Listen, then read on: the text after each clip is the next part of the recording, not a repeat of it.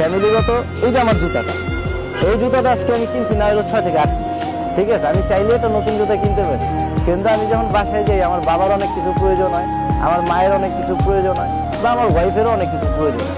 তো ওনাদের প্রয়োজনগুলো মিটাইতে মিটাইতে আমি নিজের দিকে খেয়াল করতে পারি না, বা মন চাইলেও পারি না, বা এটা আমি কিনতে চাইলেও পারি না, যেটা আমার বাবা আগে করতো বা এখনো কর। আমার বাবা এখনো খুব কম দামি জুতা পরে। উনি মানে জুতা পরতে পরতে, কম দামি জুতা পরতে পরতে এমন অবস্থা হয়েছে যে উনি এখন খুব ভালো জুতা পরতে পারেন না। পায়ের নিচে যে গোটাগুলা উঠে বা ওইগুলোর কারণে, এগুলো আমি ফিল করি, অনুভব করি। আমার বাবার কষ্ট আমি বুঝি, এইটাই। তাদের উদ্দেশ্যে যেটা বলবো যে যা করো নিজের টাকায় করো, বাবার প্রতি জুলুম করো না।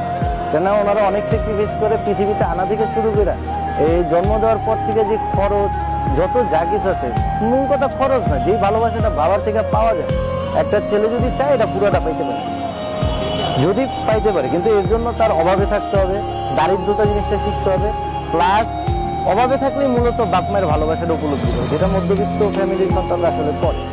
কিন্তু আপনি যেটা বলতেছেন ওইগুলা রিচ ফ্যামিলি বেশিরভাগ বলা হয়, আর হচ্ছে গিয়ে একবারে লো কোয়ালিটি। কিন্তু যারা মধ্যবিত্ত ফ্যামিলির, আমি অনেকেরই চিনি যারা নিজের টাকা নিতে কিন্তু বাপ মার উপরে জুলুম করে, এগুলো রিচ ফ্যামিলির ছেলেরা বেশি। মধ্যবিত্ত ফ্যামিলিতে আপনি এরকম পাবেন না সঙ্গে। ওরা ছোট থেকে বাবার ওই রকমটা কাছে পায়, হয়তো বাবা ব্যবসা করে বা দেখা যায় যে বড় গভর্নমেন্ট চাকরি করতেছে, বাবা বাইরে বাইরে থাকে, যার কারণে বাবার সাথে একটা গ্যাপ তৈরি হয়।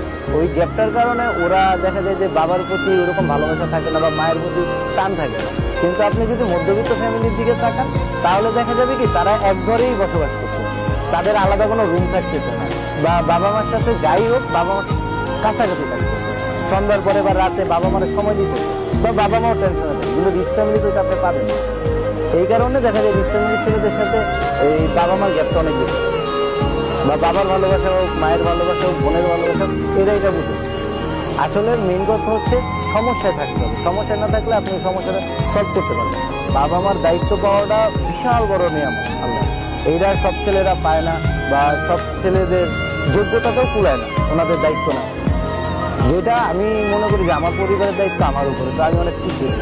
আর আল্লাহর কাছে দোয়া করি সবসময় নামাজ পড়ে যে বাবা মার দায়িত্ব আমার কাছে সবসময়ের জন্য, তাদের মৃত্যুর আগ পর্যন্ত আমার কাছেই থাকে।